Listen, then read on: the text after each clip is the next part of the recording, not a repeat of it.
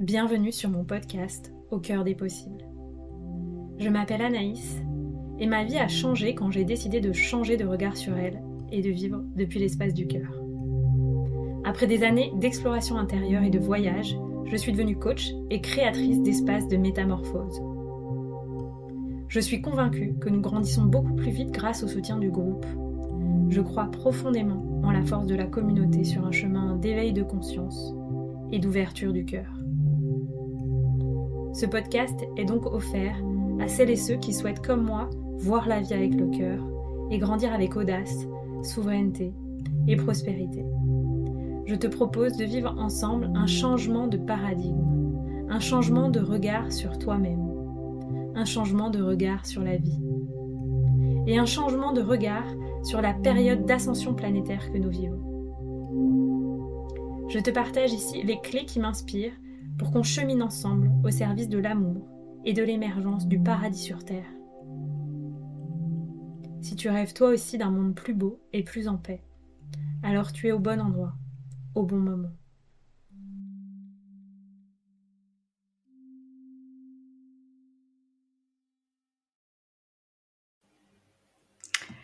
Bonjour à tous pour ce nouvel épisode de Au cœur des possibles, dans lequel j'ai l'immense joie d'accueillir Amandine Coteau, qui est l'égérie, j'ai envie de dire, qui dirige les Terres d'Alma, école d'entrepreneuriat et d'empuissancement du féminin et du masculin. Enfin, tu le rediras avec tes propres mots. Je suis ton parcours depuis 1 an et demi, je crois. Et j'adore tout ce que tu partages. Je me souviens, je t'ai découvert justement dans un podcast et je l'ai réécouté 2 fois, l'épisode, tellement j'ai adoré. Je me suis dit, cette fille est géniale. Et donc voilà, depuis, je te suis et on a échangé plusieurs fois ensemble sur l'entrepreneuriat, la relation à l'argent. Je sais aussi que tu partages une vision proche de la mienne, de la nouvelle terre et de l'ascension qu'on vit et qui a des impacts sur beaucoup de choses à l'intérieur et à l'extérieur de nous. Donc voilà, donc je suis ravie de t'accueillir dans ce podcast. Du coup, je te laisse te présenter avec tes mots, ce qui te semble juste de partager ou de peut-être rectifier sur ce que j'ai dit sur toi. Et voilà. Merci Anaïs pour l'invitation. Je suis super contente d'être ici parce qu'on a énormément de points communs. Donc c'est chouette de se sentir en lien, unis. Je trouve ça plus simple quand on avance ensemble, quand on a des valeurs et une nouvelle vision. Alors pour me présenter, je suis coach, mentor et énergéticienne. Et je mélange un peu les trois au sein des Terres d'Alma, qui est un espace pour les entrepreneurs de cœur qui ont envie de se développer et de créer leur activité et leurs projets alignés à leur vie sans se contraindre en fait, vraiment, et mettre du jeu, de la force et travailler aussi avec l'invisible. J'aime bien faire ça. Et pour préciser un peu sur le métier de coach et mentor, j'aime bien donner quelques précisions, c'est important pour moi. C'est coach, ça veut dire d'accompagner l'autre à se poser des bonnes questions, d'être à son écoute pour que la personne elle puisse avoir plus de clarté. Et le mentorat, c'est parce que j'ai des années de pratique dans l'entrepreneuriat et j'ai envie de partager des stratégies. Pour moi, le coaching, il est génial, mais quand on amène en plus du mentorat, ça permet d'ouvrir des portes, tu vois, sur des choses où on se disait « Ah, mais je savais même pas que ça existait ». Donc, c'est difficile d'imaginer des choses quand on sait pas que ça existe. Et moi, j'aime bien ouvrir des portes. Et mon métier d'énergéticienne, c'est-à-dire que on va travailler sur tout ce qui est visible, mais sur aussi tout ce qui est invisible. Et on le sait, il y a beaucoup de choses inconscientes et invisibles qui vont piloter notre vie. Donc on va aller naviguer à travers les champs de l'invisible. Merci de ce partage parce que je pense que ça permet, c'est très juste et très important, je pense, de préciser aux gens la différence entre coaching et mentorat. Et est-ce que toi, tu considères du coup que dans le coaching, on donne le moins de conseils possible? On est vraiment comme un miroir qui pose des questions et qui amène la personne à un juste endroit pour elle. Et que dans le mentorat, c'est un espace plus que toi, t'assimiles au consulting, ou quel mot tu mettrais plus précisément sur le mentorat? Eh bien, j'ai du mal à définir ce qu'est le coaching parce que en ayant passé du temps avec des coachs ou dans des écoles de coaching, j'ai bien vu qu'il y avait quand même des définitions différentes à chaque fois. Donc je me suis dit, je vais faire ce que moi je me vois faire, c'est-à-dire pour moi le coaching c'est vraiment plonger dans le monde intérieur de l'autre et lui poser des questions pour que ce monde intérieur il grandisse et que la personne elle puisse avoir accès à ce qu'il y a à l'intérieur d'elle. Et après les différentes définitions, etc., du coup, j'ai du mal à trouver quelque chose d'autre, tu vois, derrière. Et le mentorat, oui, c'est sans doute, il y a une partie consulting, mais ce qu'il y a, c'est que moi, j'ai été consultante avant. J'étais consultante chef de projet pendant des années. Et en fait, c'est drôle parce que je conseillais alors que franchement, j'allais conseiller des gens qui avaient 20 ans de pratique et moi, je sortais d'école de commerce et souvent, c'est un peu le cas quand on sort d'école de commerce, on conseille alors qu'on sait pas. Bon, même si j'avais une vision extérieure, hein, c'était pas complètement bullshit, mais voilà, quand même. Et le mentorat, pour moi, c'est des personnes qui, en effet, font du consulting, mais sont passées par là. Il y a vraiment, j'ai des expériences de vie, j'ai vécu, j'ai échoué beaucoup. J'adore l'échec. J'ai échoué beaucoup, donc j'en ai retiré tels apprentissages. Donc voilà pourquoi je peux te dire que là, ça fonctionne comme ci ou comme ça. Et pour moi, derrière le mentorat, c'est hyper important de pas juste dire, bah voilà, quelles sont les stratégies à appliquer, mais de dire, voilà les stratégies possibles parce que moi, je suis passée par là et j'ai vécu ça. Et d'expliquer tout son parcours derrière, tous les échecs qu'il y a pu avoir, tous les apprentissages, tous les réussites, parce que une vérité, en quelque sorte, dans l'entrepreneuriat, n'est valide que quand on explique le parcours derrière. Sinon, ça reste, voilà, quelque chose une petite futilité pour moi. Merci. Ouais, du coup, le mentorat, c'est presque comme un partage des richesses d'expérience. Exactement, de nos trésors de vie. Merci. Ah, j'adore. Merci. Génial. Superbe. Et justement, ben, j'avais envie de t'inviter à partager qu'est-ce qui, toi, t'a amené à vouloir accompagner des entrepreneurs de la façon dont tu le fais.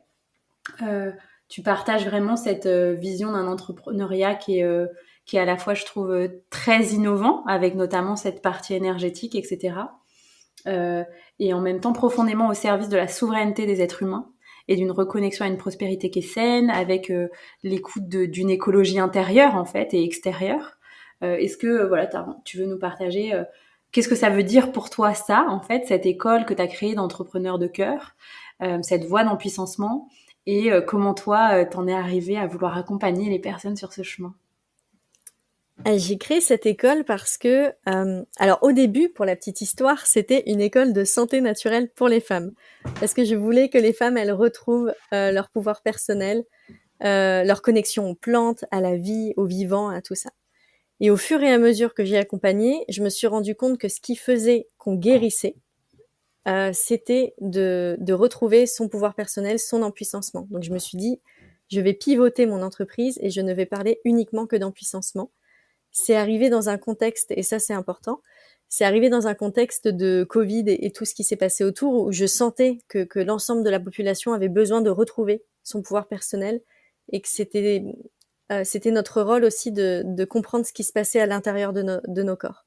Donc il y a ça qui s'est mis en place. Et au fur et à mesure que j'ai accompagné, je me suis rendu compte que j'adorais accompagner les créateurs. Et pour moi, un créateur, c'est un entrepreneur. Si on crée aujourd'hui, c'est qu'on a vraiment la casquette entrepreneur. Et je sais qu'il y a des artistes, par exemple, qui sont créateurs et qui vont pas avoir la casquette entrepreneur, mais du coup, à mon sens, ça renvoie un peu à la part artiste maudit, c'est-à-dire qu'on va créer plein de belles choses, mais ça va pas avoir de l'impact sur le monde. Et moi, j'aime cet impact. J'aime cet impact et cette expansion. Et du coup, sur ce que tu me dis, cet entrepreneuriat-là, qui rejoint sa souveraineté personnelle, mais aussi de l'entrepreneuriat de cœur, c'est comment je peux toutes les techniques en quelque sorte de développement personnel, c'est-à-dire de revenir à l'intérieur de soi, de notre monde intérieur, de définir nos propres règles pour pouvoir ensuite les expérimenter dans le monde extérieur, c'est comment j'applique la même chose dans l'entreprise. Parce que jusqu'à présent, je trouve, enfin ça fait peut-être 10 ans en fait qu'on s'autorise à créer une entreprise depuis nos aspirations personnelles, mais jusqu'à présent, on reprenait les codes de l'entrepreneuriat. Ok, si je veux déléguer auprès de quelqu'un, je fais ça, je lui dis, je fais une liste de tâches, mais tu sais, très scolaire en fait, ça donne pas envie. Et je comprends, hein, tu vois, quand les gens me disent non, moi j'aime pas déléguer. Je fais oui, t'aimes pas déléguer par rapport à ce qu'on te raconte, mais imagine la délégation autrement. Imagine cette connexion que tu peux avoir avec l'autre, te dire que tu peux faire grandir un membre de ton équipe, te dire que la personne, elle peut être meilleure que toi dans un domaine et que quand elle t'envoie ce qu'elle a fait, tu fais waouh, mais c'est un génie. Imagine ce type de collaboration, c'est génial. Et moi, c'est ce que j'avais envie de transmettre à travers la voix des entrepreneurs de cœur qui, à la base, j'appelais la voix des entrepreneurs conscients et prospères. Mais c'est long, on comprend pas bien. Et des fois, on m'a fait comprendre récemment, on m'a dit Amandine, marketingment parlant, t'es nulle. J'ai dit ok, qu'est-ce que tu veux dire par là? Non, j'ai vraiment écouté et j'ai fait une interview avec une journaliste de Madame Figaro récemment. Et en fait, j'ai vu qu'elle avait super bien retranscrit tous mes mots.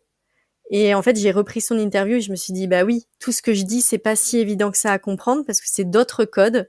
Et il y a un moment, il faut mettre une passerelle entre son monde à soi et le monde extérieur. Et c'est beaucoup plus simple de comprendre entrepreneur de cœur. Mais à mon sens, entrepreneur de cœur, c'est être relié à la conscience divine, à son cœur, et accepter de faire grandir son cœur, donc de gagner de l'argent, d'où la prospérité. Mmh. Magnifique. Waouh, merci. Super. Et du coup, quel est le parcours qui fait que... Enfin, je sais qu'il y a plein de choses en fait chez toi, dès même ton cercle familial, qui t'ont amené à accompagner les entrepreneurs. Qu'est-ce qui fait en fait, si on reprend un peu tout ton parcours de vie, que aujourd'hui tu te sens voilà avec cette richesse pour accompagner ces gens-là en fait? Je dirais la première chose, c'est mon audace. Mm. Et je sens que c'est ce qu'on vient chercher. Tu vois, je te disais que je fais plein d'appels en ce moment. Je suis en plein lancement, donc forcément, j'ai des rendez-vous avec des personnes qui souhaitent rejoindre les Terres d'Alma. Et en fait, souvent, ce qu'on vient chercher, c'est cette folie. Et pendant 1 an, j'ai vécu d'ailleurs une petite crise intérieure où je me suis cachée un peu. J'ai voulu montrer la Amandine sérieuse parce que, en fait, comme je suis je peux être très sérieuse, mais en même temps, je peux être non cadrée, sans filtre, tu vois, vraiment dans cet aspect-là de un peu foufou. Et il y a des personnes qui ont pu taper un peu dessus, tu vois, là-dessus. Et moi, je me suis dit, mais ça me fait mal, je me sens blessée, etc. Donc, je vais montrer que la personne sérieuse, comme ça, on va me laisser tranquille. Et en fait, je me suis rendu compte que ma société, elle marchait moins bien et que j'attirais moins les personnes que je voulais attirer. Et donc, je ne sais plus quelle était ta question, mais je voulais revenir juste sur ce côté-là avant. Est-ce que tu peux me répéter ta question? Oui, c'est qu'est-ce qui fait en fait qu'aujourd'hui tu te sens assez de richesse pour accompagner les Oui. entrepreneurs? J'imagine qu'il y a aussi ton parcours des années précédentes, mais en fait, j'ai l'impression que tout ton parcours de vie comme si c'était un enchaînement logique pour t'amener à ça. Donc j'avais juste envie de t'inviter à partager ça en fait avec les gens pour montrer aux gens à la fois qu'il n'y a pas de hasard dans aucune étape de notre vie et que quand on prend aussi conscience de justement de chaque étape de vie, de chaque point commun, dès la naissance, il y a comme une vocation qui se dessine qui est évidente, tu vois. Alors, depuis toute petite, je pense que j'ai toujours été perchée. Et je pense que toutes les personnes qui écoutent ton podcast le sont aussi. Donc, nous sommes en famille. Donc, il y avait ce côté-là. J'étais perchée. J'ai voulu me conformer à la société pour appartenir, parce que le sentiment d'appartenance, c'est quelque chose qui nous nourrit intérieurement. Donc, je pense que j'ai fait ça un peu pour sauver ma vie. Et donc, je me suis conformée un peu à tout ce qui était. J'étais première de ma classe à l'école. J'avais vraiment cette envie-là de montrer que j'ai des bonnes notes. Mais je pense que ça m'a un peu appauvri de l'intérieur, en fait, de faire ça. Et quand j'ai eu 15 ans, enfin la fin de ma 15e année, donc plus, fin de 15e année, début de 16 ans, j'ai commencé à consommer des drogues et des drogues fortes, beaucoup de ecstasy, cocaïne, héroïne. Et c'était l'héroïne chez moi, qui est venue calmer quelque chose et qui est venue apporter de la douceur, un côté cocooning au début. Et, euh, et là, du coup, j'étais à la fois dans cette société où je me reconnaissais pas, et à la fois je pouvais apaiser un peu mes émotions comme ça. Et j'ai continué comme ça pendant des années, où ensuite j'ai fait une classe préparatoire aux grandes écoles de commerce, où je n'étais pas du tout à ma place. Et en fait, je me sentais pas à ma place. Je les trouvais à côté de la plaque, eux me trouvaient à côté de la plaque. Et la drogue m'a beaucoup aidée à tenir. Et donc à cette époque-là, je consommais vraiment beaucoup, quoi. Ensuite, j'ai fait une école de commerce. Pareil, j'étais pas à ma place. Par contre, ce que j'ai aimé, c'était d'avoir plein d'associations. J'étais sur un campus où, je sais plus, il y avait 20, 30 associations. Et du coup, on allait en cours, mais franchement vite fait, parce qu'on fait pas une école de commerce pour aller en cours, on le fait pour être dans les associations. Donc j'étais au bureau des élèves, j'étais dans une association bénévole, je sais plus comment elle s'appelle, équitaire, je crois. Enfin voilà, j'étais au bar, etc. Enfin plein de trucs, et ça m'a aidé à développer ma casquette entrepreneuriale. Et ensuite, j'ai travaillé dans les grands comptes, dans les grandes entreprises, Air France, PSA, la SNCF, donc dans les transports. Et là, j'ai été chef de projet informatique où je pilotais les gros projets. Et là, ça a été génial. J'ai adoré créer, être ensemble, être en équipe. Pour moi, c'était superbe. Juste, ça n'avait aucun sens. Enfin, si, ça avait du sens. Il y a plein de choses qu'on a fait, elles étaient géniales, mais il y a vraiment les projets du type Google Glass pour scanner des billets de train et tout. Moi, ça me faisait rire parce que c'était de l'innovation, mais à un moment, bah là, on nous dit que la planète, elle est en train de crever, tu vois. Je sais pas si c'est le cas, j'en sais rien de toutes ces histoires-là, mais en tout cas, il y a des enjeux de prise de conscience de qui on est en fait. Pourquoi on est sur cette terre, pourquoi on est vivant. Il y avait tous ces enjeux-là et je me reconnaissais pas. Donc j'ai tout quitté, je suis partie en Inde pendant 9 mois, en mode ashram, à méditer pendant des heures et des heures, à ne pas parler pendant des journées, à faire du yoga, de la yoga thérapie. Et ensuite, je suis partie au Pérou. J'ai fait une retraite ayahuasca pendant 3 semaines et demie, qui a été vraiment transformatrice sur ma vision du monde. Et je suis rentrée en France et je me suis dit, OK, je vais être naturopathe. Donc là, je passe de chef de projet informatique à naturopathe. Et en tant que naturopathe, bah, j'ai adoré ça parce que c'est le corps humain, quoi. Comment le corps humain peut se régénérer. Quoi, toute ma vie, on m'a dit que si tu arrêtais de manger pendant plusieurs jours, tu mourrais, alors qu'en fait, on peut ne pas manger pendant 1 mois. Et enfin, tu vois, et je rencontre des gens qui vivent ça, en fait, et je me dis, mais on m'a raconté des bêtises ou quoi? Et là, c'est, voilà, un autre paradigme qui se met en place. Je deviens naturopathe, et moi, je voulais plus du tout entendre parler d'argent. Argent, entrepreneuriat, franchement, j'avais effacé tout mon profil LinkedIn. Je voulais pas faire partie de ce monde, en fait. C'était les méchants qui sont dans les entreprises, et moi, je suis une bonne personne, je suis naturopathe. Et donc, je me raconte cette histoire. Et au fur et à mesure du temps, la vie me rattrape parce que j'ai une grosse panne de voiture. Je peux plus m'acheter je peux plus m'acheter de chaussures. Enfin, je suis vraiment, j'ai plus rien, quoi.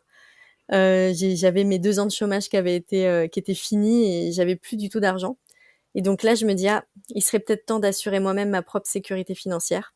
Voilà. Et je fais une monéthérapie. Et là, je découvre le coaching.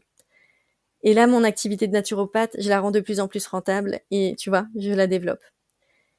Et ensuite, je me rends compte que j'ai envie que ça aille encore plus loin et que je suis tellement passionnée par l'entrepreneuriat, je me dis, mais retourne à tes racines. Et donc, je crée une école de santé naturelle pour les femmes. Et après, la suite, tu la connais. Et ce qui s'est passé, c'est que je suis passée par des accélérateurs d'entreprise, incubateurs, The Family à Paris, pour les startups. Enfin, j'ai fait énormément d'entrepreneuriat. Et au fur et à mesure du temps, je me suis de moins en moins intéressée pour la naturopathie et de plus en plus pour l'entrepreneuriat, qui est ma grande passion. Et là, je continue. Mmh. Merci de ce partage. Et je sais que je crois que tu as partagé que donc ton père est un entrepreneur qui est très inspirant pour toi. Et je Oui, crois aussi que tous tes frères et sœurs sont entrepreneurs, je crois.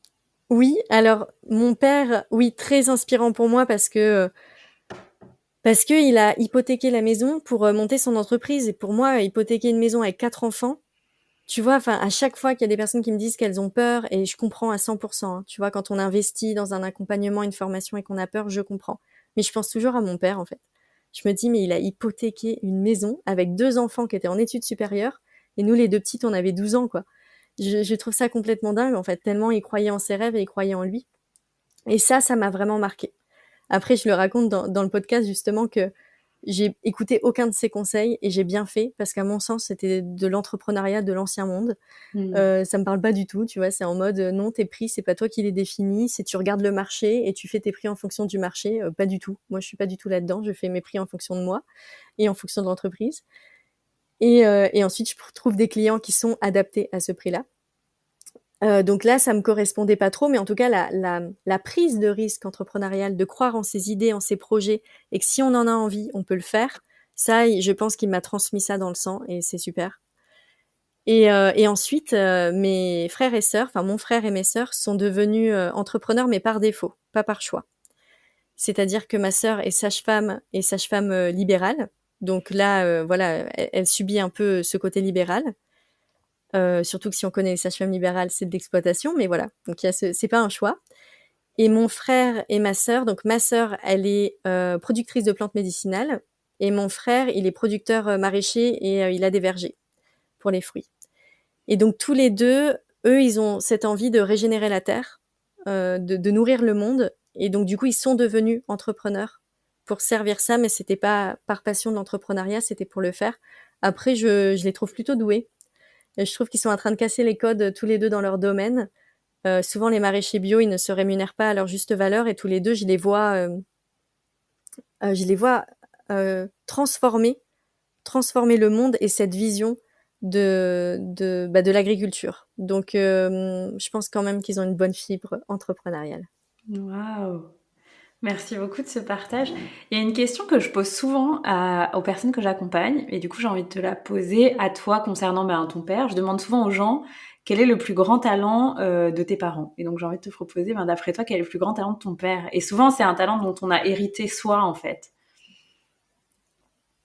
C'est d'oser et d'y aller, je pense, son plus grand talent. Prise de risque. C'est-à-dire, ouais, la prise de risque. C'est-à-dire que son père, à lui, était à la SNCF fonctionnaire. Moi, j'ai bossé à la SNCF, donc je connais bien. Et on quitte pas la SNCF comme ça. C'est vraiment un espace de sécurité, et lui, d'avoir osé y aller en dehors des codes, et surtout que mon père, par exemple, n'aime pas les gens à la base. Je caricature, mais il aime pas les gens qui ont fait une école de commerce. Donc moi, quand j'ai fait une école de commerce, je pensais le faire pour être aimé par mon père. Et en fait, non, ça n'a pas du tout fonctionné. Il aime pas. Il aime pas parce qu'on est un peu prétentieux, pédant, et on croit tout connaître sur la vie. Et il a pas tort. Et donc du coup, il y avait ce côté-là. Lui, il s'est fait tout seul, et il avait pas toute cette connaissance de la vie, et il a appris tout seul. Et ça, c'est ce que j'aime le plus en lui. Après, là, il est en train de me transmettre autre chose que j'aime beaucoup, parce que tu sais, les parents, quand ils prennent de l'âge, ils rentrent dans le moment de la transmission, et c'est là où, en tant qu'enfant, on récupère tout. Et là, ça fait 1 an avec mon père où il est rentré dans cette phase de transmission où il me transmet des choses, et c'est juste génial. Il m'a transmis un truc, il m'a dit, en fait, je me suis rendu compte que j'ai galéré à tout faire seul, et que je me rends compte qu'aujourd'hui, vous les jeunes, toutes les personnes qui sont autour, vous le faites à plusieurs, et vous savez vous entourer. Vous savez être accompagné, et ça change tout, parce que pour moi, ça a été dur, et j'ai l'impression aujourd'hui que pour vous, c'est beaucoup plus simple en étant entouré. Et ça, c'est une grande leçon que je vis moi-même, et qu'il est encore plus en train de me transmettre. Ouais, merci de ce partage. Et c'est vraiment ce que je dis. Moi, c'est un peu le pourquoi de j'ai show up sur les réseaux sociaux, parce qu'à la base, j'avais pas du tout envie, je n'avais pas envie qu'il y ait ma tête sur les réseaux et tout. Et j'ai dépassé ça parce que j'avais un rêve profond de créer une communauté, tu vois, un espace où on peut s'entraider, où on peut se soutenir, même dans l'invisible, tu vois, où on se sent ensemble et on partage les mêmes valeurs. Et au-delà, je crois que justement, aller un peu plus loin, se faire accompagner, avoir une équipe, déléguer, quand on est entrepreneur, c'est vraiment un chemin d'amour de soi, en fait, je crois. On le fait parce qu'on s'aime et qu'on sait qu'on mérite de l'aide, en fait. Et c'est un peu, tu vois, toutes les deux, quand on s'envoie des messages, et tu vois, tu m'invites sur le podcast, mais on est en lien, en fait. Et ça, c'est hyper précieux, quoi. C'est que je pense que dans l'invisible, on construit comme des fondations quand on se met en lien comme ça les uns avec les autres. Et je suis super contente que tu sois venue vers moi, tu vois, pour cette raison. Moi, je sens que ça me fortifie. Merci. Merci beaucoup. Je pense en effet, c'est très vrai ce que tu dis. Il y a pas très longtemps, une personne qui pareil que elle a fait comme moi, j'ai fait avec toi, donc elle m'a contactée pour un live et puis depuis on s'écrit, pas régulièrement, mais on s'écrit, tu vois. Et elle m'a dit, oh j'ai rêvé de toi cette nuit et on changeait le monde. Elle m'a dit ça cette semaine. Et j'étais là, ah mais c'est sûrement aussi ce qui se passe dans l'invisible, tu vois. Il se passe d'autres choses sur d'autres plans. Donc ouais, merci de ce partage. Et du coup, ça fait une parfaite transition sur quelque chose qui résonne de plus en plus pour moi, qui est la puissance d'accompagner les personnes avec du coaching, qui est quand même un art de la transformation que je trouve incroyable, et d'ajouter à ça une vision énergétique pour accompagner les gens avec les blocages qu'il y a dans l'énergétique que parfois, avec le coaching, on ne peut pas voir parce qu'en fait, on n'a pas forcément cette conscience-là. Et je sais que toi, c'est quelque chose que tu cultives depuis très longtemps, que tu approfondis très régulièrement. Et j'ai l'impression aussi que c'est ce que tu transmets dans ton mastermind, dans ton école d'entrepreneur. Est-ce que tu veux nous parler de ça? Comment t'es arrivé peut-être à l'énergétique et aujourd'hui, qu'est-ce que ça t'apporte? Qu'est-ce que ça apporte à tes clients? J'ai découvert l'énergétique en Inde. J'étais dans l'ashram d'Ama, Ama Amritandamayi, qui est dans le Kerala, qui est un maître gourou indien, où c'est quand même un ashram où, en période de Noël, on peut être 10 000 à être dans l'ashram. Donc, tu vois, c'est un grand, grand ashram. Et est-ce que tu y es allé? Oui. Ah, c'est pour ça que je vois ton sourire. Génial. Et donc tu comprends ce que je veux te dire. Et quand on est dans l'ashram Dhamma, on peut à la fois faire du seva, du bénévolat, on peut aider, on peut méditer, on peut ne rien faire, mais on peut aussi se former. Et je me suis beaucoup formée là-bas, et notamment avec une technique de Access Bar Consciousness, le Jin Shin Jitsu. Et moi, ce qui m'a vraiment, enfin, l'Access Bar Consciousness a été une première étape pour découvrir et de me dire, ah, on pose des mains sur mon visage et en fait, je sens des connexions dans tout mon corps se faire. Et ensuite, le Jinshin Jitsu, c'est on appuie sur certains points du méridien, mais même pas appuyer, en fait, c'est on pose juste, on pose les mains, et en fait, à 2 endroits différents, et quand c'est la même pulsation aux 2 endroits, on peut retirer nos mains, et là, tout le corps est en régulation. Et cette méthode, elle m'a impressionnée. Et moi, quand je suis partie en Inde, mes parents, ils ont flippé parce que je restais dans l'ashram. Et ce qui s'est passé, c'est qu'ils ont envoyé ma sœur pour aller me rechercher. Parce que moi, je voulais être nonne et rester chez Amma toute ma vie. Et, et du coup, ma sœur, elle a pété un plomb quand elle est arrivée parce qu'elle m'a vu prier pour Amma, elle m'a vu tout ça. Tu vois, c'est un peu flippant. Et du coup, à un moment, elle était vraiment très, très inquiète. Et je lui ai dit, écoute, allonge-toi, je vais te faire un soin énergétique. Et elle connaissait pas ça, donc elle y a pas cru. Et là, je lui ai fait le soin énergétique et tout son corps, il a vibré dans tous les sens. Et elle a totalement changé sa vision sur l'énergétique, etc. Et ça a été ma vraie découverte avec l'énergétique. Et après, j'ai continué. Et comme tu le sais, quand on va explorer les voies de l'invisible, il y a des embûches. Donc, j'ai vu de la prise de pouvoir, de la domination, comment on utilise les énergies pour faire des choses qui, pour moi, sont pas forcément clean, de mon regard à moi.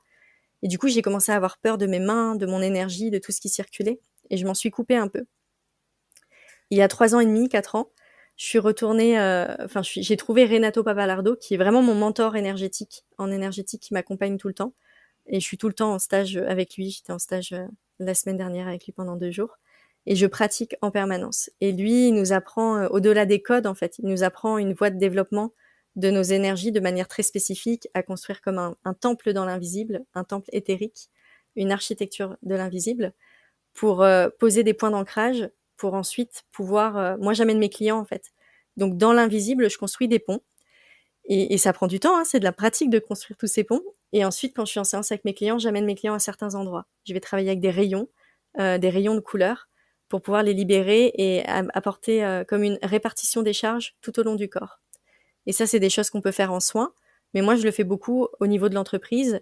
Comment on peut libérer des mémoires, parce que quand on a des mémoires, par exemple des mémoires, des blocages par rapport à l'argent, on peut aller voir la mémoire, on peut aller la triturer, mais des fois, c'est pas toujours bon d'aller triturer une mémoire. Et ce que je vois aujourd'hui dans nos métiers, c'est qu'il y a toujours une volonté d'aller triturer la mémoire, mais qu'est-ce qu'il y a dans la mémoire? Faut faire gaffe quand même à ce qu'on soulève.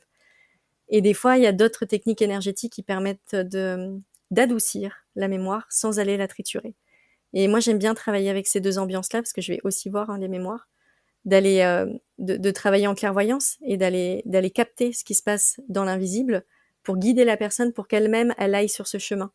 Parce que moi, je trouve que de travailler avec l'invisible, c'est s'imaginer qu'on a tout un monde intérieur, comme si c'était un monde extérieur, mais tout un monde intérieur. Et il y a des chemins qu'on n'ose pas toujours prendre. Et moi, quand j'accompagne en coaching ou en mentorat, j'accompagne les personnes à aller vers ces chemins qu'elles n'osent pas prendre. Des fois, ça fait peur. Ok, comment on peut travailler avec l'énergie de la lumière, etc., pour y aller, et puis pour créer des nouveaux chemins et s'en libérer.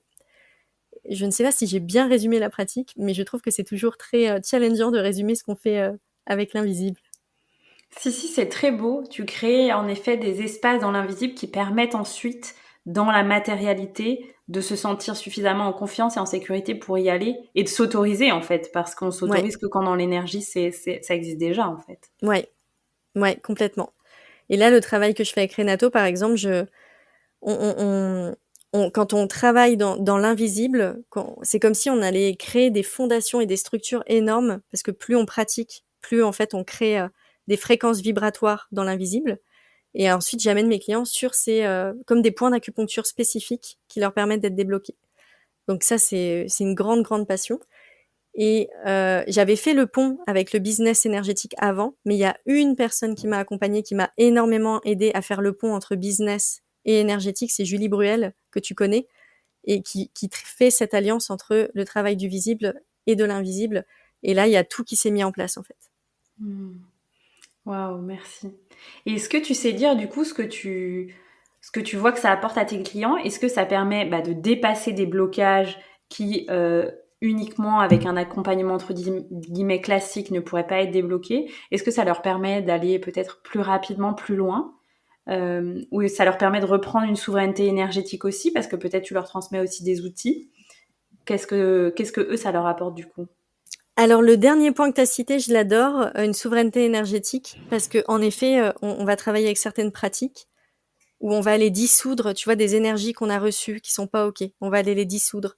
Et ça permet de, quand tu as pris une charge, tu vois, dans la journée, il y a quelqu'un qui t'a balancé un truc, quoi, et t'arrives pas à le digérer, ça permet de le dissoudre. Et pour moi, c'est hyper important. Des fois, on peut aller analyser pourquoi j'ai reçu ça, quel est l'effet miroir, blablabla. Mais des fois, on se triture un peu, on se donne des nœuds au cerveau. Et c'est de revenir dans le corps énergétique et de prendre soin de nos corps éthériques, de notre corps éthérique et des corps de l'invisible, pour éviter que ça vienne se cristalliser dans le corps physique. Donc là, on va travailler sur ces choses-là, et pour pouvoir projeter son futur aussi. Travailler avec des rayons spécifiques pour projeter son futur. Donc ça, j'adore faire ça. Et puis, il y a autre chose, c'est que, tu vois, aujourd'hui, dans mon mastermind, il y a 2 personnes qui m'ont dit oui pour rejoindre le mastermind. Donc c'était une grande joie, et les 2, elles m'ont partagé toutes les 2 qu'elles avaient eu des symptômes physiques, dont une personne qui a senti ses jambes coupées, qui était pas bien, qui au moment où elle a fini l'appel avec moi, on a fait un appel il y a quelques jours, pour en découvrir un peu plus, elle s'est effondrée, elle s'est mise à pleurer, et elle a vu qu'elle était en train de nettoyer des mémoires et qu'il y avait quelque chose qui se passait. Et en fait, tout le travail que je fais en permanence dans l'invisible, quand les personnes rejoignent les terres d'Alma, elles vont bénéficier de ce travail-là, où il y a des libérations qui vont se faire de manière automatique à partir du moment où on rejoint le contenant. Tu sais, quand on a nos programmes, nos coachings, les personnes rejoignent un contenant. Il y a tout le travail du visible en surface qui se fait, mais il y a tout le travail de l'invisible et qu'on n'a même pas besoin de comprendre. C'est vraiment, on n'a pas besoin de le comprendre. Mais ça se fait. Et quand on rejoint un accompagnant, on rejoint pas que ses programmes et son contenu.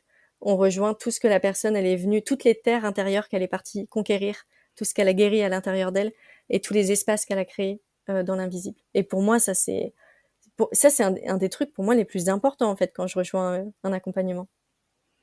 Ouais, merci de ce partage, je suis tout à fait d'accord avec ça. C'est comme si on accédait à une galaxie, en fait, à toute la galaxie de la personne. Ouais, Des c'est magnifique. constellations, ouais. Ouais. Ouais, merci. Et du coup, j'avais envie de te demander, peut-être un peu comme des leçons de sagesse de ton parcours, s'il y a 3 leçons que tu aurais envie de partager aux gens, sur tout ton parcours de vie, un peu comme tu sais, moi, je me suis un petit code d'honneur entrepreneurial pour me souvenir des choses, des échecs, en fait, tous les moments où j'ai appris en échouant, et de me souvenir et de les ancrer, parce que c'est ce dont on est vraiment riche, je trouve, quand on est entrepreneur. Voilà, j'ai envie de t'inviter à partager ça. Je vais le relier par rapport à ce que je t'ai dit juste avant. C'est-à-dire que là, tu vois, moi, j'ai du mal à parler de l'énergétique et à tout ce qui se passe dans l'invisible, parce que j'ai pas envie qu'on rejoigne mes accompagnements en s'attendant à quelque chose de magique, au coup de la baguette magique. Ah, je vais le rejoindre et du coup, ça va guérir plein de choses et j'ai rien à faire. Et ça, c'est vraiment, tu vois, en tant qu'accompagnante, je pense que c'est ma plus grande peur, en quelque sorte. Et que le jour où j'aurai dépassé ça, je pense que je serai encore plus visible. Mais pour le moment, je suis en mode, non, mais faut pas attendre ça, tu vois. Et ça renvoie à donc un élément de sagesse, ou en tout cas une vérité pour moi, qui est, quand je veux quelque chose, pour moi, c'est hyper important de vouloir quelque chose. Tu sais, ça me donne une direction, ça me donne un élan, ça nourrit mon feu intérieur. Par contre, c'est aussi important de me détacher du résultat. Et ça veut dire avoir un certain lâcher-prise et laisser la vie faire. Parce que la vie, elle sait. Juste, moi, je me mets en mouvement, et après, derrière, la vie, elle répond. Et pour moi, ça, c'est quelque chose à expérimenter en permanence quand je fais un lancement, quand je lance quelque chose et que j'ai pas eu les résultats escomptés. Et je me dis, mais pourquoi? J'ai fait ça, j'ai fait ça, j'ai fait ça, mais pourquoi ça marche pas? Et je me mets en colère, et je me mets en colère contre l'univers. Bon, j'aime bien faire ça, et puis je trouve que c'est très bien de se mettre en colère contre l'univers, parce que au moins la charge, elle est envoyée, voilà, elle peut être nettoyée. Mais à un moment, de revenir au centre, et y a pas de, la vie, elle nous paye pas par rapport à nos actions, hein. Tranquille, hein. Tu vois, c'est vraiment, c'est autre chose, en fait. C'est, je lance un élan comme ça, et après la vie, elle m'emmène aussi. C'est un travail de collaboration. C'est pas juste non plus la vie qui m'emmène, mais on collabore ensemble et on co-construit ensemble. Et ça, c'est une grande leçon à retenir. Et donc, ce serait dommage de rejoindre un accompagnement en se disant ah j'ai rien à faire, ça va être la magie, ça va être le travail de la guérisseuse, parce que si on part avec cette énergie-là, très souvent la vie ne nous donne rien. Et quand on va voir un énergéticien et un guérisseur, si on s'attend à ce que la personne en face elle guérisse tout pour nous, il y aura aucune guérison. Ça, je le sais pertinemment. Donc ça, c'est pour moi quelque chose vraiment à garder en tête. Ensuite, sur une autre leçon de vie que j'aurais à partager, est-ce que tu aurais un ou deux mots à me donner, une piste? Euh, Bah, ce qui me vient, mais tu me dis si c'est ok pour toi de le partager, c'est qu'est-ce que ça t'a... Moi, je connais d'autres personnes qui ont eu un chemin en lien avec des drogues dures. Et je sais que ça leur a donné aussi une certaine richesse, une certaine force. Qu'est-ce que toi, ça t'a... Ouais, qu'est-ce que t'as reçu avec cette expérience, en fait? Mhm. Ben, pour moi, c'est une des plus belles expériences de toute ma vie. Alors très souvent, quand je dis ça, on me regarde avec des yeux énormes parce que ça a été difficile. Hein. Ça a été c'est 10 ans de toxicomanie à l'héroïne, plus à des substituts, donc Subutex et méthadone, qui sont la même chose. Hein. C'est de la même chose que de l'héroïne, sauf que c'est légal parce que ça passe par la voie médicamenteuse. Et pour moi, donc ça a été hyper dur. Mais ce qui s'est passé, c'est que déjà j'ai eu accès à des choses de l'invisible, donc je pense que ça a ouvert des canaux. Après, je le répète très souvent, ne prenez pas de la drogue pour ouvrir des canaux, c'est une très mauvaise idée, ça fait venir des énergies plutôt noires et on prend des années après à s'en remettre, donc c'est pas du tout la bonne voie. À tous les jeunes qui peuvent écouter ou les moins jeunes, parce que la cocaïne est partout, on le sait. Donc c'est une très mauvaise idée à mon sens. Et il y a d'autres moyens d'ouvrir ces canaux de perception. Mais en tout cas, je pense que ça ouvre. Et il y a autre chose, c'est que moi, le fait que je me sois sortie de la drogue, il y a beaucoup de mes amis qui sont décédés, en fait, avec la drogue. Donc le fait que je sois encore vivante, je me considère comme une survivante. Comme quelqu'un je pense qu'il y avait un goût de la vie, et puis il y a plein de facteurs qui font que. Mais du coup, quand je vois que j'ai des situations compliquées, je me rappelle, il y a toujours ce truc de c'est bon, c'est rien par rapport à ce que tu as vécu, c'est rien, parce que la vie de quelqu'un qui consomme de la drogue, c'est déjà dans le corps physique, il y a tout qui meurt à l'intérieur, en fait, c'est très très spécial. Et puis il y a autre chose, c'est qu'on est dans des situations avec des personnes dangereuses, avec des armes. Quand on va acheter de la drogue, on va pas les acheter à la boulangerie, on va les acheter dans des endroits dangereux, surtout en tant que femme. Donc du coup, j'étais quand même dans un environnement où j'étais pas en sécurité. Et aujourd'hui, par exemple, même si je suis euh, avec des personnes où je me sens pas à la hauteur, je me rappelle toujours et je me dis mais d'où tu viens? Rappelle-toi d'où tu viens. Rappelle-toi de tout ce parcours que tu as fait pour t'en sortir. Et ça fait que je suis devenue à certains endroits assez invincible. Ça veut pas dire que j'ai pas mal, mais il y a un côté comme ça. Mon mentor, il dit toujours, n'oublie pas que tu es protégé, guidé, mais pas épargné, qu'il peut t'arriver Mm. des choses. Et je ressens ça. Je ressens que je peux y aller. Et tu sais, quand on prend de la drogue, après, il y a aussi l'argent, le manque. Tu vois, il y a tous ces trucs-là. Et puis, bah, il faut de l'argent pour se payer de la drogue. Puis, tant qu'on a de l'argent, on se paye de la drogue. Mais à un moment, il n'y a plus d'argent, il n'y a plus de drogue. On est en situation de manque. Tu vois, c'est assez compliqué.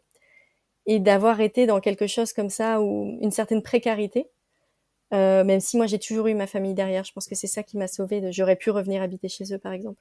Mais d'avoir été confrontée à une certaine précarité, je sais que je peux prendre des risques aussi, parce que je sais que je peux être dans un environnement très luxuriant, c'est beau, il y a de l'argent, mais je peux aussi être dans un endroit où il n'y a pas du tout d'argent et ça me va aussi. En fait, les deux sont des expériences de vie et ça va.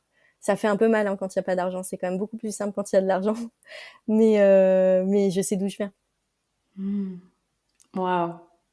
Ouais, ça montre aux gens que vraiment tout est possible si on a cette force de vie, en fait. Oui. Ce choix Mm.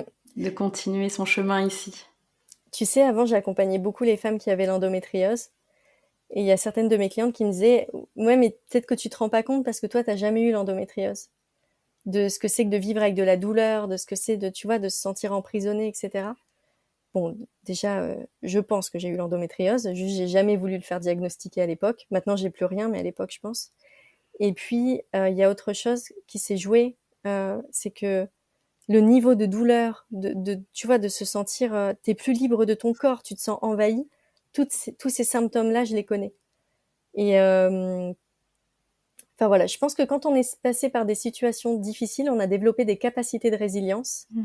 Et donc, on peut le faire. Ça ne veut pas dire que si on n'est pas passé par des situations difficiles, on n'a pas de capacité de résilience. Ça, c'est important. On n'a pas besoin d'avoir eu une vie de merde pour réussir. C'est pas du tout ça. C'est des histoires de vie très personnelles, en fait.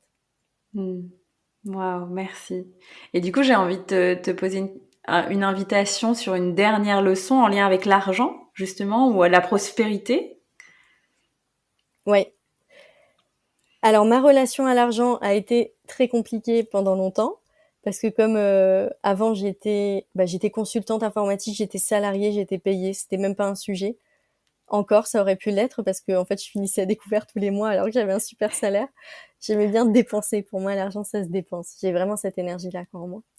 Et quand je suis devenue entrepreneur, de gagner de l'argent, mais alors attends, de générer de l'argent en vendant mes services, donc ma valeur. Donc tu vois, il y a ça qui se joue quand même. Oh, j'ai trouvé ça complètement dingue. Je trouve ça, mais vraiment initiatique en fait, de se dire je vends mes compétences à moi. C'est pas les compétences d'une boîte où je suis prestataire, c'est mes compétences à moi. C'est Amandine que les gens achètent. Et ça, et de plus en plus, parce que je sens de plus en plus qu'on achète mon énergie. Et d'accepter ça, tu vois. Et avant, j'ai eu une période où j'ai eu besoin qu'on achète mes outils. Donc, je me sentais moins libre dans ma posture d'accompagnante. Aujourd'hui, c'est clairement assumé. Vous venez, vous achetez mon énergie. Moi, c'est mon rôle de prendre soin de mon énergie, que ce soit toujours à un beau niveau, que ce soit moi, que ce soit pur, que ce soit vrai. Je prends vraiment soin de ça pour les personnes qui viennent acheter mon énergie. Et c'est assumé. Mais ça a été un cheminement sur longtemps et ce cheminement est pas fini du tout. Parce que sur l'argent, donc j'ai été accompagnée par une monnaie-thérapeute, Fabienne Dupuis, dont je parle souvent, qui pour moi a été un gros shift. Ensuite, je suis rentrée dans le business énergétique féminin en ligne où j'ai vu abondance, tout est possible. Donc là, j'ai commencé à gagner plein d'argent. Et à un moment, j'ai gagné 80 000 euros en un mois. Et en fait, mes pieds ne touchaient plus terre. Énergétiquement, j'avais mon corps éthérique qui était à côté de mon corps. Je connais ces symptômes-là parce que j'ai été toxicomane pendant très longtemps et c'est les mêmes symptômes. Et je me suis dit, oh, il y a un problème. Et là, je vois que Julie Bruel, elle parle des injections au cash. Et c'est pour ça que je l'avais rejoint à cette époque-là pour un accompagnement, pour vraiment revenir dans mon centre et ne pas être nourrie par l'énergie de l'adrénaline avec l'argent. C'était hyper important pour moi que ce soit bien canalisé, l'énergie de l'argent. Et alors aujourd'hui, ce que j'observe chez moi, parce que j'ai un nouveau défi, n'oublions pas qu'on ne guérit pas, c'est pas « Ah, j'aimerais guérir ma relation à l'argent » et c'est fait, il n'y a plus rien à faire. C'est à vie, par palier. Aujourd'hui, mon nouveau palier, c'est que je me rends compte que je passe par l'énergie du manque pour revenir dans l'énergie de l'abondance. Et c'est vraiment un schéma chez moi qui est très primitif. Et là, je suis en train en ce moment de sortir de ça. Donc ça va prendre le temps que ça prendra parce que, je le répète, on a le temps. Il n'y a pas le feu au lac. Mais du coup, de sortir, parce que c'est dommage en fait de devoir tout le temps passer par le manque pour revenir dans cette énergie d'abondance. Et moi, je suis capable de faire des pics énormes et de relisser tout ça, tu vois. C'est vraiment ce chemin-là que je suis en train d'emprunter en ce moment. Donc, une grande leçon sur l'argent, c'est de comprendre que l'énergie de l'argent, elle nourrit nos cellules en permanence, que on va l'explorer à vie parce que l'argent, il porte énormément de mémoire et que c'est dans la capacité de tout le monde de soigner sa relation à l'argent. C'est de guérir plutôt, de guérir sa relation à l'argent. Et qu'on y va tout doucement par palier et qu'on ose y aller. C'est pas une fatalité de pas avoir de l'argent, bien au contraire, et j'en suis la preuve vivante. Je te remercie. Et moi, justement, c'est fin 2021 où j'ai commencé vraiment à investir dans des programmes, des formations sur ma relation à l'argent. Et je continue encore aujourd'hui. Et en fait, j'ai vu un petit peu le biais que tu partageais au tout début, où je me disais, ah bah si je fais ça, après tout sera réglé. Et en fait, non, parce que je sais que, en effet, comme tu dis, tout est toujours un chemin, etc., etc. Et je pensais aller beaucoup plus loin avec ces quelques formations sur quelques mois. Et en fait, aujourd'hui, ça me nourrit encore. Je reprends les exercices, certaines pratiques, je vais plus loin, etc. Donc, c'est comment, en fait, je peux aller plus en profondeur avec le temps et que c'est par couche, quoi. Et je le répète tout le temps quand j'accompagne les gens, mais même parfois, moi, j'ai encore cette illusion de me dire, ah, ça va tout solutionner. En réalité, la vie, elle fonctionne pas comme ça. Elle fonctionne vraiment par notre capacité à aller en profondeur dans le subconscient et à pouvoir libérer les choses et à faire les choses par couche. Sinon, je pense qu'on pèterait un plomb, en réalité, hein, s'il fallait tout libérer d'un coup. Donc en effet, et je vois je me sens tellement puissante quand je me reconnecte à ce qui est possible et quand je vois les nœuds de l'époque qui se dénouent maintenant. je me dis waouh. Et la vie est tellement magique et je ressens vraiment comme toi ce que tu dis, vraiment cette force incroyable de se dire oh, mais cet argent c'est moi qui le crée.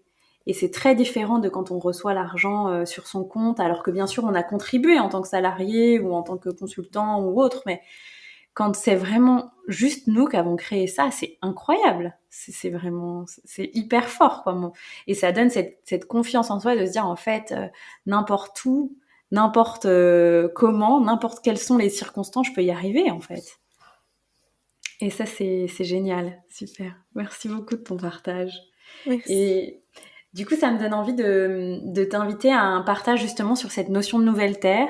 J'ai aussi créé ce podcast pour ça, pour montrer aux gens que un autre champ des possibles est possible, enfin un autre champ énergétique et voilà est possible dans notre vie. Et en laissant la posture aux gens de souveraineté, bah ils prennent ou pas les partages qui sont faits dans le podcast et les possibles qui s'ouvrent. Et donc j'avais aussi envie simplement de t'inviter à partager bah, toi ta vision, comment tu ressens en fait ce qui se passe aujourd'hui et ce qui va peut-être arriver dans les années qui viennent. Je crois que beaucoup de gens ressentent des choses très différentes par rapport à ça. Peut-être qu'on est juste connecté à des futurs différents. Moi, je reste très très optimiste. Je crois que c'est aussi parce que c'est ma nature et parce que j'ai vraiment conscience de mon pouvoir créateur en lien avec ça. Ça veut pas dire que je tombe pas dans la peur à aucun moment, mais je suis très optimiste et je sens que ça existe déjà. Donc voilà, j'ai juste envie de t'inviter à partager toi ta vision de ça et comment tu le vis, comment tu le sens.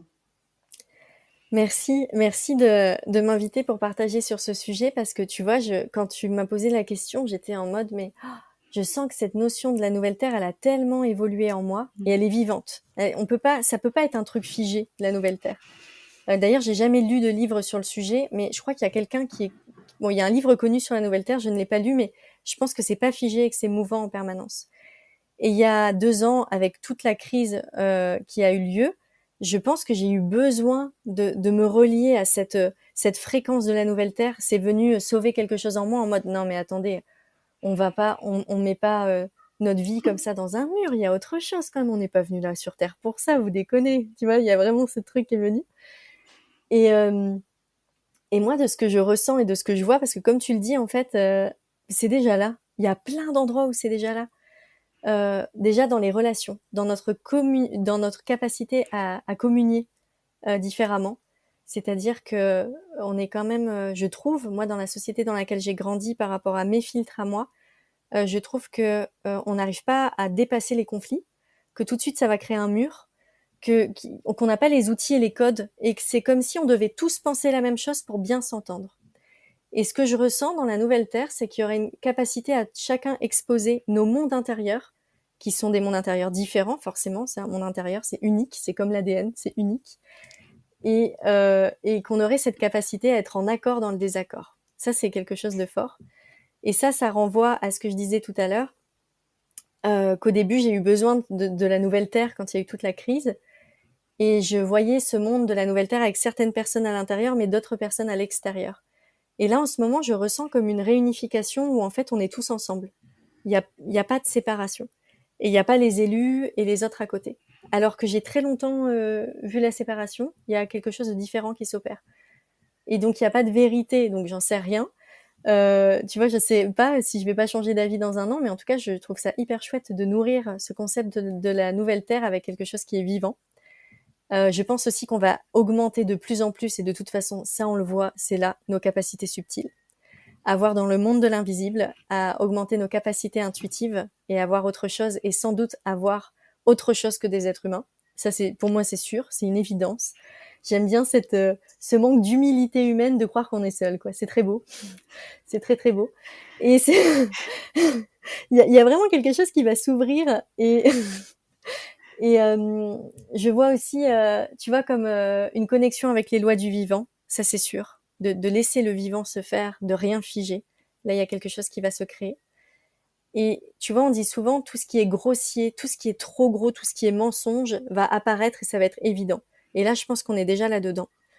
Et ce qui est fort, c'est que non seulement ce qui est grossier à l'extérieur, ça apparaît, mais moi, ce qui est grossier à l'intérieur de moi, ça apparaît aussi. Donc j'aurais préféré que ce soit juste l'extérieur, mais ça vient aussi me chatouiller à l'intérieur. Donc on ne pourra pas passer à côté de notre propre exploration humaine. Mais j'en viens au fait que tu évoquais tout à l'heure, avant le début de l'enregistrement, on l'évoquait toutes les deux. Ça va passer quand même sur une réconciliation entre l'esprit et la matière. Donc, si on veut juste ascensionner sans impacter le monde, ça fonctionnera pas. Et pour moi, la nouvelle Terre, ça va être beaucoup des êtres qui croient justement en la nouvelle Terre, qui ont envie d'impacter le monde, mais qui vont se réconcilier avec la valeur argent, avec le mot business. Réconciliez-vous avec ce mot, il est magnifique. Et avec le mot entrepreneuriat, parce qu'on est là pour créer, et tout ce qu'on crée dans nos têtes, dans l'invisible, on va pouvoir le manifester très rapidement dans le monde réel. Donc ça va être des œuvres d'art qui vont sortir comme ça. Et cette nouvelle Terre, elle va émerger de nous, pas que de nous, hein. Donc il y a d'autres forces qui sont là. Mais il va y avoir enfin pour moi, il y a quelque chose de très grand, et je trouve ça dingue en fait qu'on soit sur Terre à ce moment-là pour vivre ça. Je sais pas ce que t'en penses, mais Complètement. Je suis tout à fait d'accord avec toi pour vivre ce moment où le temps s'accélère un peu et on est invité à transmuter beaucoup de choses avec conscience. Et donc forcément, c'est très challengeant. C'est un grand défi. Et en même temps, je rejoins complètement ce que tu disais, que moi, cette vision, elle a beaucoup évolué, notamment parce que beaucoup de gens partageaient le rêve de créer des communautés un peu isolées du monde, qui ont l'air d'un paradis. Et en fait, j'ai lancé un lieu et il y a eu toutes ces questions de relation à l'argent. Et on était pas vraiment d'accord en fait sur ça dans le groupe, tu vois. Il y a des gens qui prenaient vraiment l'associatif et d'autres pas du tout. Et moi, comme toi, j'ai vraiment cette vision de en fait, je peux proposer un projet de cœur au monde et ça peut être une entreprise et c'est ok en fait. Je peux contribuer et recevoir de l'argent en échange de l'énergie que j'apporte et qui change quelque chose dans le monde. Et tout le monde n'était pas d'accord avec ça. Et donc, j'ai vu à quel point on pouvait mettre plein d'illusions dans se construire un cocon, se construire un éco-village, un écolieu, un centre. Et en fait, aujourd'hui, je me construis avec vraiment me dire qu'en fait, ce besoin de sécurité dans un lieu, etc., c'est pas nécessaire et que je peux le faire autrement, mais que cette sécurité, j'ai besoin de la construire à l'intérieur de moi et que le lien à la communauté aussi, etc., mais qu'en tout cas, c'est possible de faire autrement et c'est pas une fin en soi. Et ça peut que se faire aussi, complètement d'accord avec toi, avec une réconciliation dans la matière. Et je pense que ce que tu dis de voir un futur où en fait tout le monde est ensemble, c'est aussi ça, parce qu'en fait, c'est pas que les gens spirituels qui vont être sauvés ou quoi que ce soit, en fait. J'entendais il y a pas très longtemps quelqu'un qui disait voilà, le boulanger il contribue autant à la société, quelqu'un qui est dans le soin ou quelqu'un qui est guérisseur. Et moi, ça m'amène à faire beaucoup de paix envers certaines personnes que j'ai pu juger ou même envers mon ancien milieu professionnel qui était comme toi un milieu vraiment d'affaires, tu vois. Et en fait, voilà, ils apportent aussi leur contribution et tout est juste. Et une personne que j'ai rencontrée qui m'a accompagnée il y a un an au Mexique, il disait, moi, je suis totalement en paix avec le monde tel qu'il est maintenant. C'est complètement OK pour moi. Et c'est ça qui change le monde, c'est que en fait, j'accepte que c'est comme ça maintenant à l'instant T. Et ça a été très très fort en fait de voir la beauté, la pureté de cette parole chez cet homme. C'était incroyable et ça m'a fait un déclic. Je me suis dit ah oui. Et puis c'est vraiment cette énergie d'acceptation qui, je pense, t'as expérimenté aussi, de se dire en fait quand j'accepte dans l'énergie, tous les blocages se lèvent. Et, euh, et donc ouais, ça a fait changer beaucoup de choses en fait, de me dire que j'avais pas besoin de me battre, que j'avais pas besoin d'être guerrière, que j'avais pas besoin de voir que les choses changent, même si j'en rêve à l'intérieur de moi, tu vois. Je peux accepter qu'on est en chemin et qu'on est en changement et que toutes les secondes de toute façon le monde change et moi aussi, et qu'en fait voilà, en fait la vie, la terre, tout est déjà en chemin en fait. c'est hyper beau ce que tu as dit là sur le Mexicain, enfin, qui t'a partagé ça, ça m'a fait vibrer dans tout mon corps. Et en fait, ça me rappelle quelque chose. Donc, Renato qui m'accompagne, je le cite souvent, mais il dit une phrase que j'aime beaucoup. Il dit qu'on est producteur de vivants. Il nous dit devenez producteur de vivants et non pas producteur de théories. Et quand on commence à créer des concepts, à s'enfermer dedans, il y a quelque chose qui se fige et qui nous coupe du cœur et d'une certaine réalité. Et de produire de la vie, en fait, pour laisser les choses se faire, je trouve ça hyper beau. Et ce qu'il a dit là, ça, tu vois, ce que tu retransmets de ce qu'il a dit, moi, ça fait grandir des choses. Je sens que cellulairement, ça m'a ouvert, en fait.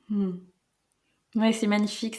Il s'appelle Uri Hatsour, c'est un Israélien qui partage, il guide des cercles de chant en fait, et il enseigne comment guider ces cercles médecine partout dans le monde. Et je l'ai trouvé incroyablement inspirant. C'est vraiment en quelques jours, il peut shifter tellement de choses chez les gens. Je le trouve incroyable. Voilà. Merci. Et du coup, ça m'amène, pour un peu aller vers la fin de cet épisode, à t'inviter à partager quelque chose que tu as envie de partager avec les gens. Voilà, un élan, ça peut être une citation, une invitation.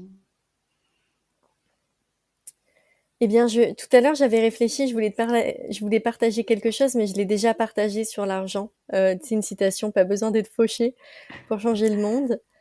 Là, j'ai envie de partager autre chose, du coup, pour conclure, qui est qu'on est tous invités à aller plonger en profondeur dans nos cellules. Et quand je parle de la cellule, c'est pas que la cellule biologique, c'est la cellule vibratoire.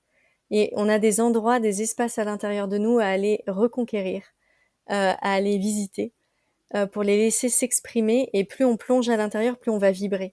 Plus on va vibrer, plus on va devenir magnétique, parce qu'on va pouvoir rentrer en connexion.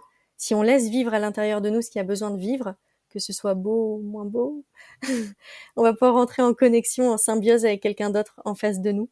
Et j'ai très très envie de rentrer en symbiose avec le monde. Et donc plus nos cellules elles vibreront et plus on pourra être en lien. Et ouais, j'ai très très envie de finir là-dessus, de sentir cellulairement quelque chose qui s'ouvre.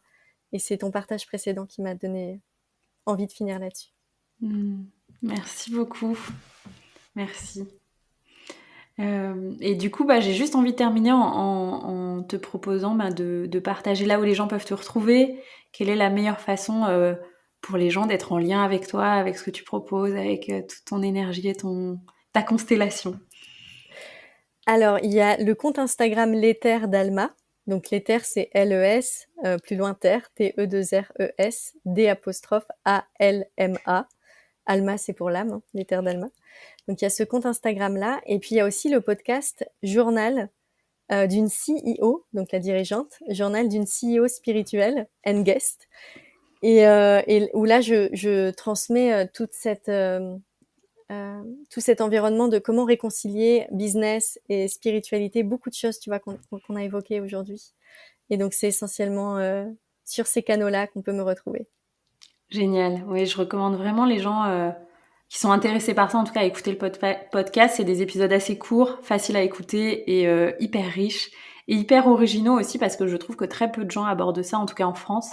Donc voilà, je te l'ai déjà dit, mais je te remercie aussi pour ton audace justement et amener ta signature vibratoire vraiment avec ça, avec tes messages, avec tout ce que tu partages. Merci. Merci Anaïs. Et merci à toi de m'inviter. Moi, je suis trop contente d'être ici. Donc, un grand merci à toi. Avec joie. Merci Amandine et puis à très bientôt. À très bientôt. Un grand merci pour ton écoute de cet épisode. Je t'invite à noter le podcast sur ta plateforme de podcast préférée, laisser un commentaire, mettre un pouce en fonction de là où tu écoutes ce podcast et à le partager autour de toi. Ça me permet de vraiment recevoir l'énergie partagée dans le cadre de ce format qui est offert.